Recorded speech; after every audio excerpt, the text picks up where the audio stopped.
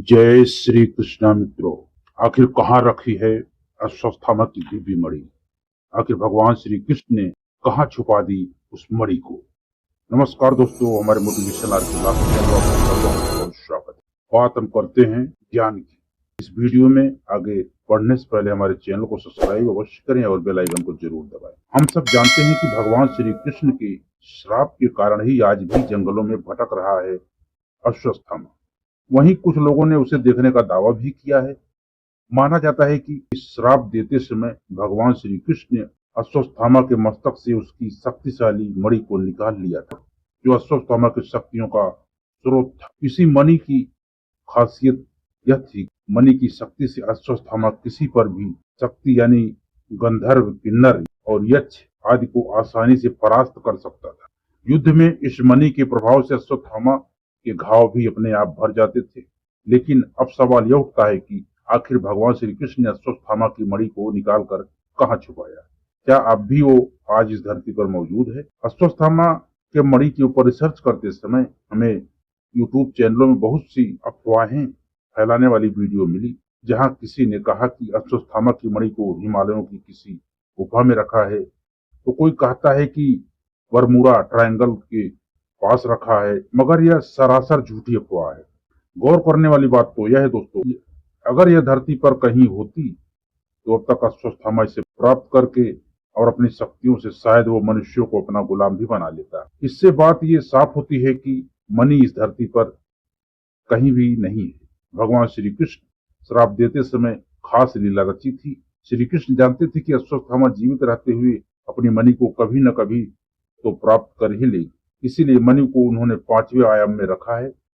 यही नहीं, 5 आयाम में कोई एक मणि नहीं बल्कि अनेक मणियां हैं, जो हर समांतर ब्रह्मांड के अश्वत्थामा के जन्म पर उसके मस्तक पर लगाकर अवतरित किया जाती है। यह पूरी संभावना है कि इस ब्रह्मांड के अश्वत्थामा के मणि किसी दूसरे ब्रह्मांड के अश्वत्थामा के मस्तक पर लगी होगी और वहां अभी तक महाभारत का युद्ध नहीं लड़ा गया। दरअसल हर समानांतर ब्रह्मांड यानी कि पैरेलल यूनिवर्स में अलग अलग युग चल रहा है।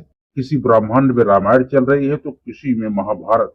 अभी समानांतर ब्रह्मांड यानी कि पहले यूनिवर्स की कॉन्सेप्ट को हम अपनी आने वाली वीडियो में आपको डिटेल से समझाएंगे, जहां हम बात करेंगे कि जिन्होंने 11 बार रामायण और 16 बार महाभारत देखी है, भगवान श्री कृष्ण और ब्रह्मा जी की उसे खास कथा का भी जिक्र करेंगे, जहां पर मल्टीपर्स का सिद्धांत विज्ञान को चुनौती देता है। अब अगर इस मणि को तीसरे और चौथे आयाम में रखा जाता, शायद यह मल्टीवर्स की स्थिति कुछ और होती, जिससे समय के चक्रों को नुकसान होता। भागवत पुराण और विष्णु पुराण में भी इसके कई सारे संदर्भ मिलते हैं, जहां लिखा है कि परलौकिक वस्तुओं को ऊपर के आयाम में ले जाना असंभव है। यही कारण है कि भगवान श्री कृष्ण ने इस मणि को अपने साथ वैकुंठ नहीं ले गए। इसीलिए इस तरह के कई सारे मणि 5वें आयाम में उनके शेषनाग की सुरक्षा में रखी, जो जरूरत पड़ने पर प्राप्त किया जा सकते हैं। तो अब ऐसे में एक सवाल यह उठता है कि आपके दिमाग में ये बात जरूर उठा होगा, क्या इस ब्रह्मांड में मौजूद अश्वत्थामा को उसकी मणि वापस मिल पाएगी? तो दोस्तों इसका सवाल है हाँ, अश्वत्थामा को उसकी मणि वापस जरूर मिलेगी। कलयुग के अंत में श्री कल्कि अवतार अश्वत्थामा के मस्तक पर मणि को दोबारा से स्थापित करेंगे, क्योंकि तब कल्कि अवतार को अश्वत्थामा की आवश्यकता जरूर होगी, ताकि सभी चिरंजीवी मिलकर कलि पुरुष जैसे विनाशक का अंत कर सके और कलयुग को सतयुग की तरफ ले जा सके। तो अगर कल की तारीख में कोई आपसे पूछता है कि अश्वत्थामा की दिव्य मणि का क्या हुआ, भगवान श्री कृष्ण उसे कहाँ रखे हैं, तो इसके लिए सबसे सटीक उत्तर है 5वें आयाम में। और अपनी आने वाली वीडियो में हम जरूर इसको डिटेल से साइंस यानी विज्ञान और साथ ही हमारी हिस्ट्री यानी सनातन धर्म को एक धागे में अवश्य पिरोएंगे, जहां हम बात करेंगे मल्टीवर्स के सिद्धांत की, पैरेलल यूनिवर्स के सिद्धांत की और अलग अलग आयाम यानी डायमेंशंस की। तो अगर आपको हमारी ये जानकारी अच्छी लगी हो दोस्तों, तो वीडियो को लाइक करें और हमारे चैनल को यदि आप लोग नए हैं तो सब्सक्राइब करें। और इसी के साथ मिलते हैं दोस्तों अगली वीडियो में। तब तक आप खुश रहें, मस्त रहें, आनंद रहें। जय श्री कृष्ण।